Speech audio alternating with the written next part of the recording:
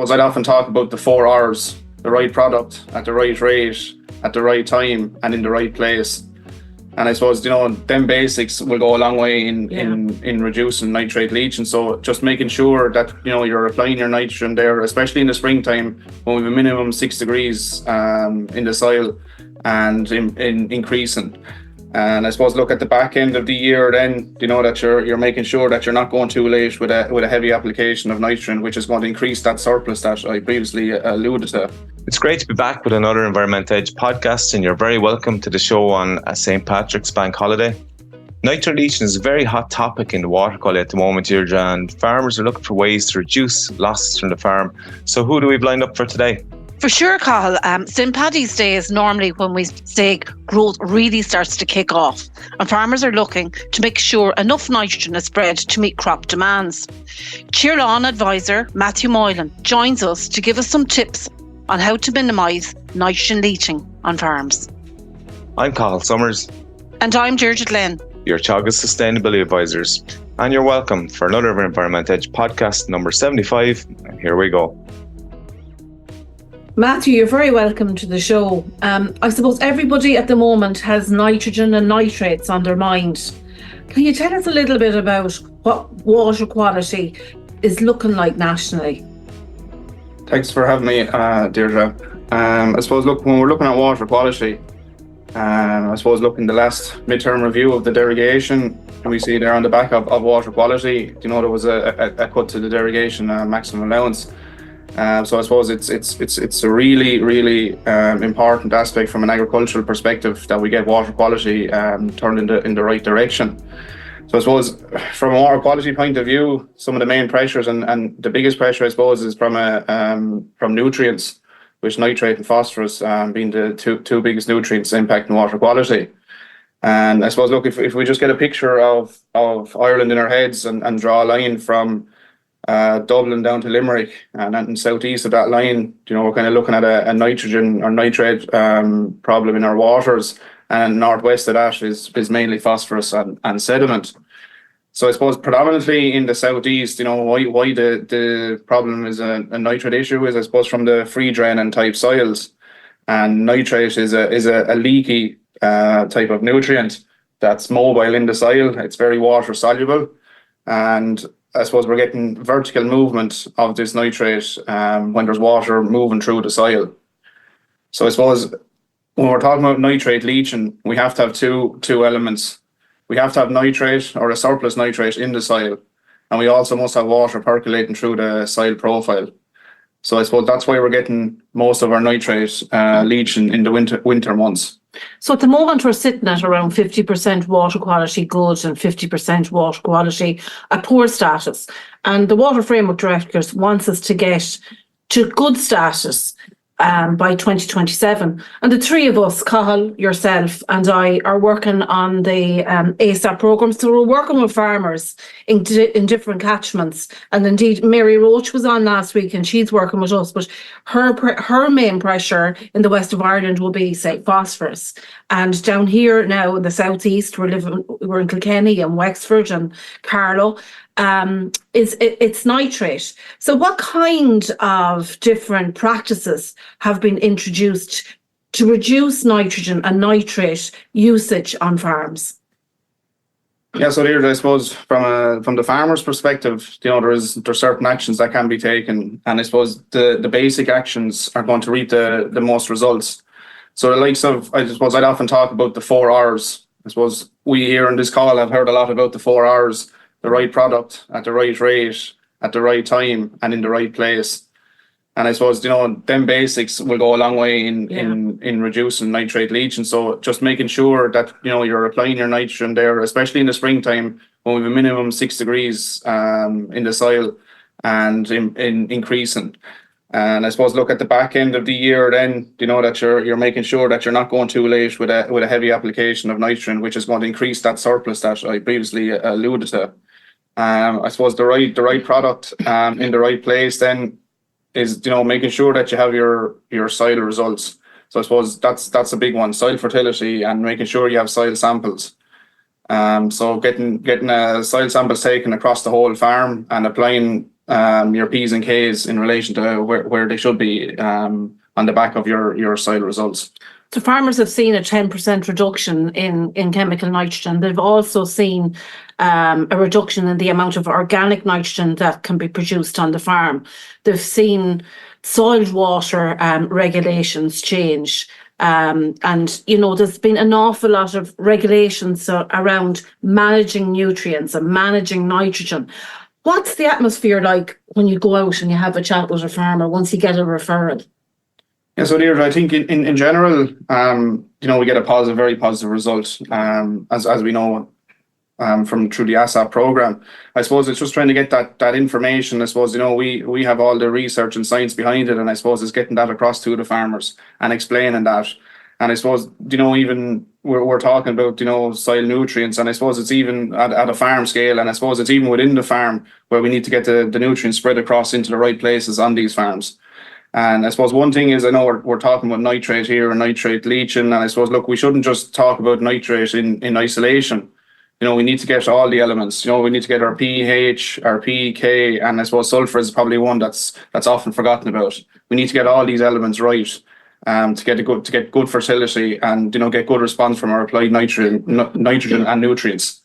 Like, I suppose I often say, it's like the hurling team. We need everybody pulling together to win the All Ireland. It's very true. Yeah, Matthew, I suppose we'd often go out on the ground. You're chatting to farmers every day about this kind of problem, and like Deirdre said, the big problem seems to be down, you know, all the way from Dublin, all the way down to southeast, all the way down to South and Cork. Like, when you go onto a farm and a farmer doesn't have a river nearby, can they cause a problem? No rivers. I'd often get that question asked when even on the initial phone call. I might say, look, I'm going to have a call out to you there and have a chat about nitrogen. And, you know, he'd often say, maybe, or she'd say that, you know, I don't have any connectivity to a river. I have no streams, rivers. And I suppose a lot of these farms where there's no drains, streams, rivers on the farm, these are the farms that can be potentially a problem from a nitrate leaching point of view, which are typically the predominant free draining soils in the country. So I suppose just one little phrase, I suppose, is you don't need connectivity to be a problem from a nitrate point of view. So I suppose in my first comment there, I mentioned about nitrate moving vertically through the soil, and I suppose that's where we're getting the problems, Cathal, on this dry free draining soil. The nitrate is moving down, which we can't see, I suppose, and oftentimes it can be hard to grasp when we can't see it. Like, I suppose if it was a phosphorus issue flowing to a river, you know, we can probably see the problem maybe in high rainfall. But from a nitrogen point of view, you know, when it's traveling vertically down through the soil, we can't see what's happening, and oftentimes it can be hard to grasp. Do you use the pip maps much on your visits? How do you find that I think a lot of the farmers nationally work very visually, don't they? They love maps and interactions with maps. So when they look at these pollution impact potential maps that were produced by the EPA, and we can bring them out on farms and have a chat around them, it kind of brings home the different types of soil types on farms, your wet soils and your dry soils. It also brings into sort of focus the vulnerability to nitrates and phosphorus losses on farms. So how do you find them, and how do the farmers engage with those maps? Yeah, so oftentimes here, you know, we can talk about nitrogen issues on a farm or phosphorus issues maybe on certain farms, but I suppose it's not until we can actually, you know, maybe see it on a map, and when I present it out to the farmer, maybe when we're on a farm visit, you know, showing that, you know, certain areas of the farm are more vulnerable than others, especially from a nitrate point of view. But isn't the big thing, I suppose, like, so we can go out and identify where the issues might occur, and like you mentioned a few times, the most free drain soils in the country are the ones that are the most dangerous for nitrate loss. But on the counter to that, because they're so free draining, we can get out the earliest with our animals. We can stay out the longest with our animals. We can get slurry and fertilizer out quicker because the ground allows us. So it kind of goes back down to management, doesn't it? Just because we can get out at a certain time and we're not marking the ground doesn't mean it's the right time. It's one of your R's, I think you mentioned. Yeah, no, exactly, Cathal. And I suppose, look, one thing I suppose there's a lot of talk about as well is, you know, slurry storage. And I suppose I'm talking about here now having a buffer on top of your regulation to get you out into a time, you know, when the grass is growing, when you're going to get the most value out of your applied nutrients. And the same at the back end of the year, Cathal, applying your fertiliser as early in the season, I suppose, at the back end of the year as possible to reduce that surplus. Yeah, and another thing, I'm sure you're probably talking about farmers as well. So we know there's no real good nitrate test out there that a farmer can test the nitrate in the soil, because the nitrogen changes so quickly in soil. There's no point testing it, because in a week's time there's different pools of it. But I suppose one of the main things that I would talk to farmers about is grass growth. So we know I suppose first of all, you'd want to identify how much grass you're growing on your farm. Now, one farmer could be growing 8 tons, another could be growing 16 tons. But so we know if they're growing a certain amount of grass, that requires a certain amount of nitrogen. You can kind of work it out that way, I suppose. Yeah, no, exactly, Cathal. And I suppose it's coming back to, as I said there, it's about, getting our basics right and knowing where we are. So I suppose, look, when the farmer knows what grass he's growing, then he'll know how much nitrogen is required to grow that crop. And so oftentimes another one is forgotten about maybe is the soil nitrogen and what's happening in the soil itself and what the soil is releasing, especially from mineralization. We can grow maybe 4 or 5 tons of grass from the soil nitrogen. So I suppose, from that point of view, Cathal, I suppose it's all coming back to, again, probably having your soil fertility right, getting good grass growth, trying to take up as much nitrogen as possible that's applied. And I suppose, look, there's a lot of talk at the moment about a potential further drop in chemical nitrogen limits. So I suppose we're going to have to try and get as much bang for our buck from every grain of fertiliser that's applied. So I suppose it's really all about, nitrogen utilisation. And we did a very good podcast before on nitrogen utilisation. You and I work together. We work with Dairy Sustainability Ireland, which is fantastic. So, cooperation and networking and all of that. So recently, as part of our teamwork, we got a referral in a local catchment here. And it was really to do with the application of slurry at the wrong time of the year. Now, these farmers had sufficient storage. They were applying to the rules because they were applying in March, but there was a deluge of rain afterwards. So that feeds back into, the right time and being very aware of weather constraints and weather conditions. So some of the nutrient then made its way, because it was connected to a water body, into it. So we got a chance to work together based on referrals, go out to farms, have a conversation, on the, it was a critical source area, talk about, nutrient management. And it was a very, very good experience, wasn't it, with the farmers, because, it created a bigger awareness of, you might have your capacity, you might have your storage, you might be adhering to the rules, but at the same time, if we go out at the wrong time at all, it can have an impact. No, exactly, Deirdre. And I suppose, coming back to maybe the 4 hours again, and even having that buffer of slurry storage can be a big one. And it's the storage is expensive. But look, I suppose in the current climate, we're going to need storage going forward. And look, I suppose it's getting the basics right again. Yeah, absolutely. And in fairness to farmers, like if you're talking in March and if all conditions are right and they spread slurry, you couldn't fault them for doing that, because you're coming into the height of the growing season there, and that's probably the safer time for nitrate. But I suppose where I'd like to get a message out to farmers is that slurry in the back end, August, September, or that 30 units that is spread maybe in September. That's, you mentioned, Matthew, you have a build up of nitrate over the year. You have a big bank of it sitting in the soil there in September, and if we put more nitrogen on top of it, and you mentioned also as well in the winter time, that's where we get the big losses. So that's the back end is the real dangerous part for nitrogen, isn't it? Yeah, no, exactly, Cathal. I suppose we're talking about this surplus is the big one, and trying to reduce that as much as possible. And I said, trying to get as much value as much out of that slurry. So I suppose, look, if you could have as much slurry, spread.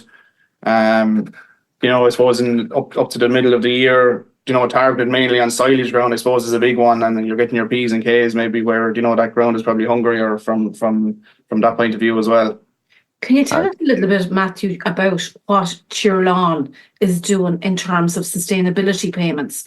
I suppose just to do with nitrogen at the moment. Yeah, so I suppose Deirdre and Tirlan, we've a dedicated team of sustainability advisors working hand in glove with our suppliers and putting in place water quality remediation plans as part of the ASSAP programme. And we work closely with yourself and Cathal here. And as part of our Live Improve sustainability strategy, we have a sustainability action payment. And I suppose the sustainability action payment is a half a cent a litre payment to farmers that are taking certain sustainability actions on their farms. So I suppose it's a 3-year program which has been really successful up this far. So I suppose on average it's worth about €3,000 to the average supplier. I suppose as part of this program, suppliers are getting rewarded for taking actions, I suppose, from a water quality point of view, the likes of having a nutrient management plan, fencing off their water courses, having an ASSAP water quality remediation plan in place. And I suppose another one that we've added to this year is taking part in the new water EIP. I suppose the sustainability action payment, the measures are closely aligned with the marginal abatement cost curve, the Teagasc marginal abatement cost curve. So I suppose moving on from the sustainability action payment, we're currently standing up a new project where we'll be working closely with Teagasc and LawPro and other enabling partners to stand beside and support our family farm suppliers in some pilot areas throughout the Slaney catchment. That sounds like a very exciting initiative and challenging initiative as well. Yeah, the important thing is, I suppose, take from this that water quality is a massive issue, and we know that, and the farmers need support, and Teagasc and the private planners are supporting, but now the industry is getting on board and putting their money where their mouth is to I suppose, to promote sustainable practices and improve water quality. So that's vitally important that we all work together on that. Matthew, I just want to ask you a question about we've kind of covered the right time, the right place and the right rate, but we haven't really gone on the right product that you mentioned earlier on. Sulphur. What do you think sulphur's role maybe? Is it a good role in reducing nitrate losses? No, it definitely is, Cathal. And I suppose I would have said there, it's often the one that's forgotten about. So I suppose in days gone by, we wouldn't have needed it. We probably had more sulphur falling out of the sky. So I suppose now it's really closely linked to the nitrogen uptake and efficiency within the soil. So I suppose farmers want to be, I suppose, from maybe April to June, looking at kind of a little and often approach when they're applying their fertilizers. 15, 16 units on the grazing ground for the year. Looking at around 15 units of sulphur in the cut of silage and first cut silage, and maybe 10 units for second cut silage. So I think it's a really important one. And farmers on the ground have said to me that where their pH, P and K is right, and they weren't seeing massive responses to fertilizer. An addition of a small amount of sulphur was making a big difference to them, and they've seen it in the grass growth and when they were grass measuring. Yeah, and the papers are all come back to say that it's definitely reducing leaching by up to 20% nitrate leaching. So that's definitely a weapon for farmers to use. The other thing, you mentioned fertility as regards lime and P's and K's, but on the nutrient management conference there on Monday, I think was it, there, and Mark Plunkett and David Wall and a few of these guys are warning us that when price of fertilizer got expensive, some farmers took P breaks. And we have to be careful that we don't, especially farmers growing a lot of grass, I suppose, come back to what your point is, if we don't maintain that index trees for the people that are growing a decent amount of grass, that can be a problem on nitrate uptake and efficiency, can't it?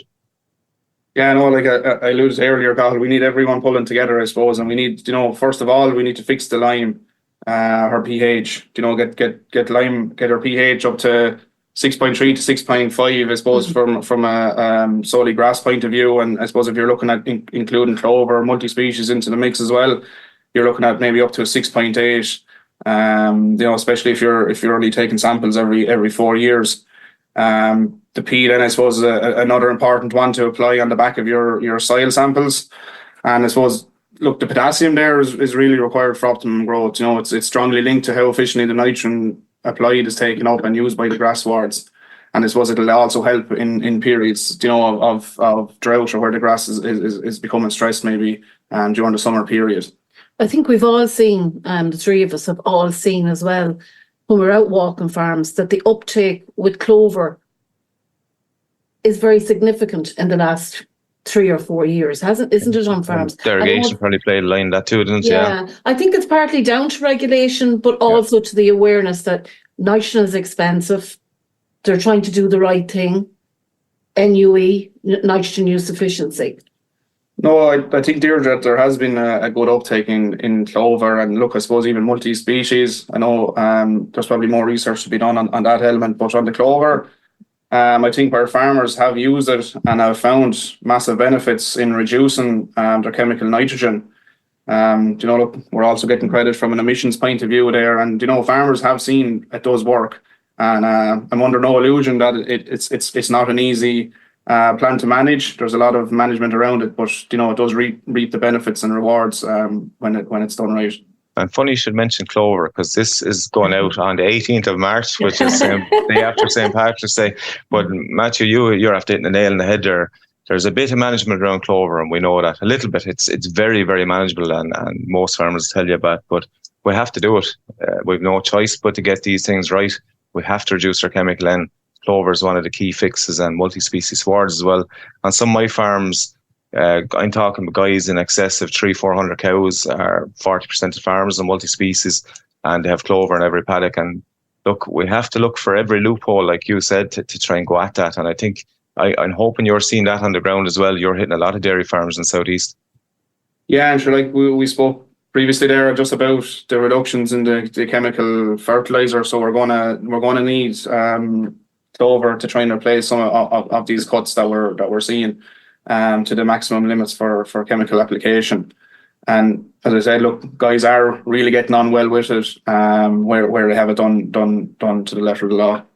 Getting back to the water CIP, I think we have a great opportunity, haven't we? You know, with all this money, 60 million, 50 million available to farmers within the catchment areas and outside of the catchment areas as well. What kind of mitigation actions are we going to be able to put into place, you know, for these farmers? What additional payments will we be able to give them? Like, you've got your sustainability payment from Tirlan, but this is an additional payment. So, you know, we're putting the money behind these strategies. Yeah, so Deirdre, I suppose from a nitrogen point of view, I suppose there's a nitrogen use efficiency plan to be drawn up. That can be drawn up for the farmers, where they'll get paid to do that. It's great incentive to get the soil sampling done as well. Yes, no, exactly, yeah. And I suppose the measures from the water quality EIP are measures that are over and above regulation, and it's great to see, you know, that we have a pot of money there now that we can put towards helping farmers implement some of these measures. Yeah. And you know what's really important, sometimes forgotten in all this, so we have the IP coming, so we have money to give our farmers in our areas. And you mentioned that the nutrient use efficiency plan that you'd be able to do that will actively target nitrate loss. But what we forget sometimes is, and I'm going to blow our own trumpet a little bit now, is if you take the service of an ASSAP advisor, be it Deirdre or Matthew or some of your colleagues, Matthew, on the dairy in Tirlan, or across the whole country, as part of ASSAP, we have advisors, Teagasc and co-op advisors across the country. Not alone will you get to do that, you might get a payment, but you're going to get an invaluable service of an advisor that will walk out to your farm and actively sit down with you and drop a plan that will help you reduce nutrient and sediment losses and nitrogen on your farm. And if we do that across the country, then we can solve the water quality issues. And in turn, what that lead to is less regulation, less headaches about worrying about derogation going. And even if you're in derogation or not in derogation, if derogation went in the morning, which we hope it doesn't, because there's 7,000 or 8,000 plus farmers relying on it. If water quality can get right and we can have derogation at the same time, that's what we're aiming for. That's fine, as long as water is correct. But even if derogation went in the morning, other regulation would be in place to solve water quality problems in the morning. Until the day that we have clean water across the country, there'll always be heavy regulation to enforce that. Would that be fair to say? Yes, no, exactly, Carl. And I suppose when you're talking about derogation, I suppose we all have to put our shoulders to the wheel here now. Advisors, farmers, industry, everybody across the board. We've only 22 months left before the next derogation. So I think, as I said, everybody needs to work and go with each other and do as much as we can possibly do in the next 22 months. So if you had one final point to make to farmers, piece of advice, I suppose you have a lot of dairy farmers and beef farmers and tillage farmers here, and we probably didn't say too much about tillage here at the moment, but I know you're doing a bit of work there as well, up in the Slaney on tillage as well as grassland.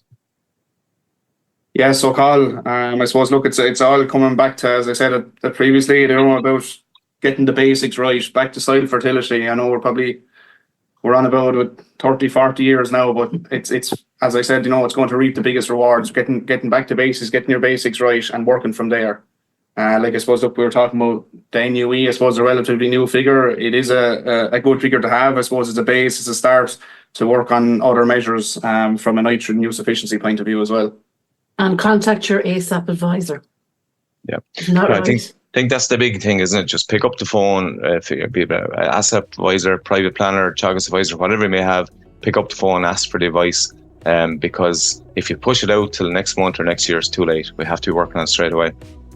Yeah. So Matthew, thanks a million for your time. Really enjoyed the chat. To tell you the truth, we probably could have spent another hour with you. We only touched on the tip of the iceberg, but look, I hope farmers have got a bit of direction, and certainly I think you gave some great advice there along the way there today. Thanks a million for joining us on the show. Thanks, Matthew. Thanks, Carl, and thanks, Deirdre. So there you have it. Tune in next time to hear more interesting chats and discussions. Myself and Deirdre will be back in 2 weeks' time, but do give us a review on Apple and Spotify or wherever you get your podcasts. Thanks for listening to the Environment Edge podcast.